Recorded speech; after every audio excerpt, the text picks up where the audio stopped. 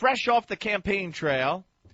And joining us now is our friend, the one and only former senator from the great state of Pennsylvania, Republican presidential candidate, Rick Santorum. Rick, how are you?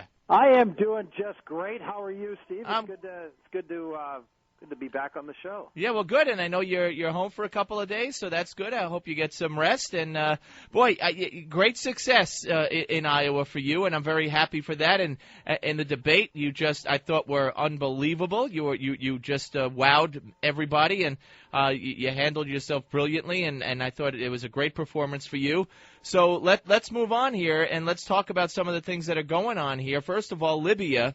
The president just spoke and basically, almost congratulated everybody on a victory, which we don't yet have. Yeah. But of course, the main thing here is who's going to take over here? Well, I mean, look, I issued a statement just a few minutes ago and said, look, it's good to get rid of rascals and tyrants like Gaddafi. But the question is, what are we replacing Gaddafi with? I mean, Gaddafi was a bad guy, obviously attacked America, was someone who was a destabilizing force without question.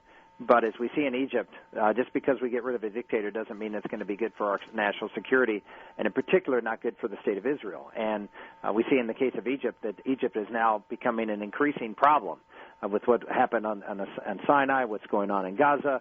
And now we see Libya, where we have no idea who these rebels are. And the president has done nothing, as far as I can see, to give the American public any insight as to what our relationship is with these rebels, who these people are with respect to their ideology, and whether they're fanatics like the Muslim Brotherhood.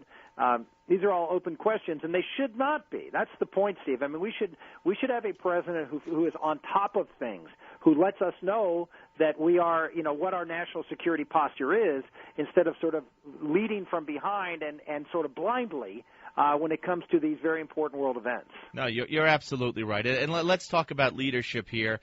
We know consumer confidence, the Consumer Economic Index is now down 10 percentage points from July, down 1.5 from August 10th. I mean, it just gets lower and lower. It hit an all-time new low today. The president playing golf at Martha's Vineyard.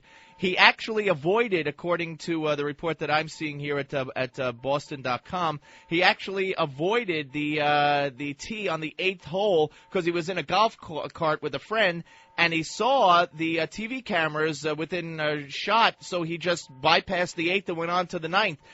He knows what he's doing is wrong, I think, by those kinds of actions. Yet this is a family, Senator, that took 2 separate jets to get to Martha's Vineyard. They didn't just go on vacation. They went 3 hours apart on 2 separate jets. This is someone who's completely disconnected from the reality that he has created in this country. I mean, we have unemployment rates that are completely 30 months in a row above where the president said we would never go, which is 8% if we followed his economic plan. We see, as you mentioned, consumer confidence. And then we see a president completely detached from that, going on vacation at a time when the stock market is roiling, the credit markets are roiling, Europe and the banking situation there, it seems to be heading toward a crisis.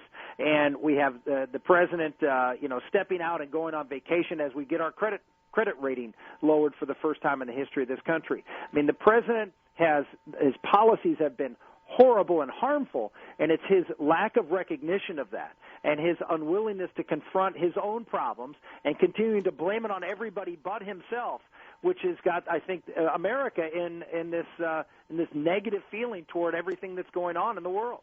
Yeah, and we talk about what's responsible for the wrecking of the economy, and certainly taxes and uncertainty. And uncertainty means the possibility of future regulations. Obamacare? Obamacare, but future regulations, they are now attacking coal plants. Yeah. There's stories all over the place. Get ready for a wave of coal plant shutdowns. Now, we get a huge percentage of our electricity, over 50%, from coal plants, yeah. And they're going to regulate them out of existence. This first thing it's going to do is skyrocket the price of all this, which he said when he was running. By definition, my energy policies, the cost of electricity will skyrocket. He warned everybody, but nobody listened. The media didn't listen, and now they're going after after coal plants, and that's just the beginning. But don't worry, Steve. We're going to have solar panels. Yeah, and windmills. Yeah, and windmills. And I was in Iowa. There are lots of windmills. But you know what? I drove by some of those windmills. They don't turn sometimes. Well, Guess why? The wind doesn't blow all the time. And let me give you another, and you might think that this is absolutely true. Every time you want to drill for oil or gas or energy or whatever, well, you're going to upset the little, the earthworms, right? Well, these windmills, a byproduct of them is that they kill endangered species birds, but nobody says boo about that. Well, the bottom line is that we have a president who's putting all his money. If you look at the stimulus package, look at all the president's initiatives, he talks about green energy, of which less than 5% of the energy production in this country is green energy, and it's only 5% because we've dumped billions and billions of dollars into these rather inefficient and in many cases unreliable, because again the sun doesn't shine and the wind doesn't blow, sources, and the base load capacity of this country is coal, and we can burn it, we can mine it effectively and safely and cleanly, and we can burn it safely and cleanly, and we should do more of it. And the President of the United States bowing to environmental pressures, special interest groups. I talk about this all the time, Steve. This is a president who is a special interest president. He breaks everybody up into interest and classes, and he tries to cater to one and pits one against the other. This was this transformational president who was going to bring everybody together, not be red state, blue state. Everybody was going to work together. Wouldn't be special interests. We'd be most transparent in history.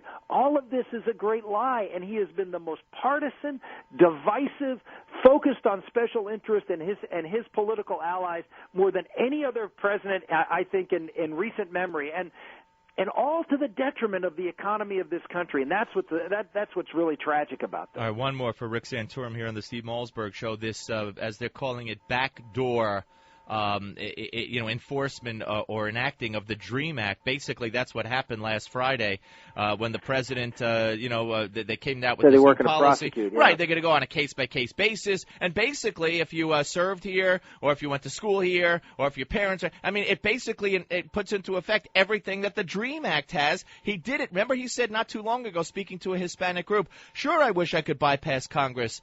He was talking about the debt ceiling and immigration. Well, he did it on immigration. Yeah, he just did. And again, I've never, for a president, again, go out and we've got to remind people, Steve, of what this president campaigned on.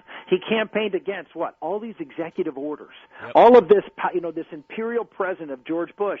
And he's created more czars than any other president in history, probably all the presidents combined. He's issued more imperious executive orders, which, completely go around the Congress and creating, his view of the world.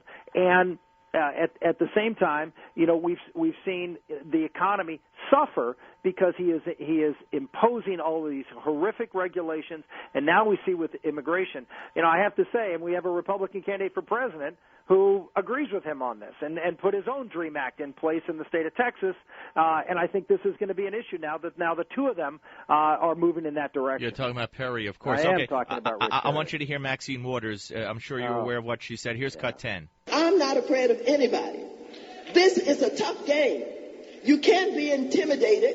You can't be frightened. As far as I'm concerned, the Tea Party can go straight to hell. Now, now, go ahead. You react. Well, it's Maxine Waters.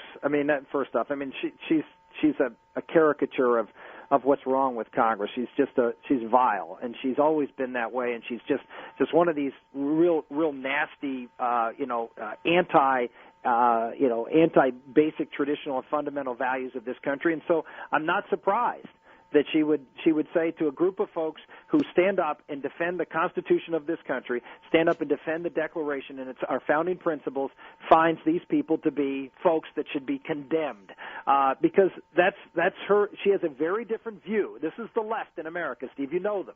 They absolutely despise, the founding principles of this country, that believes in free people, that believes in limited government. She is someone who believes that she should control what's going on in America, that she knows best, and that people who stand by constitutional principles of limited government are folks who are to be condemned, and she just did it. Do you think she was trying to make up for what she said about the president the other day? Yeah, I don't know. No, I think that's look. I think that the answer. I think that's what she truly feels, and I don't think she's trying to make it up. I think this was a rare moment of candor for Maxine, and that's if you look back and you'll find lots of statements about others that are similar in nature. And if you said, or if Eric Cantor said the Democrats could go to hell, no, you can't do that. No, I mean, look, there's a double standard. We all know it, and Maxine Waters has gotten away with a lot of hate-filled comments for many, many years.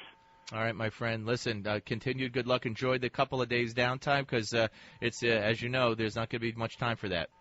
Looking forward to getting back out on the trail and talking to folks about winning Iowa, New Hampshire, South Carolina, and if you want to help us out, RickSantorum.com. RickSantorum.com. I say it in my sleep, my friend. All right, Rick, thank you. Bye-bye. Rick Santorum, ladies and gentlemen, right here, 1-800-321-8828. Maxine Waters, a caricature of what's wrong with Congress. She's vile. I think it's well said on the Steve Malzberg Show.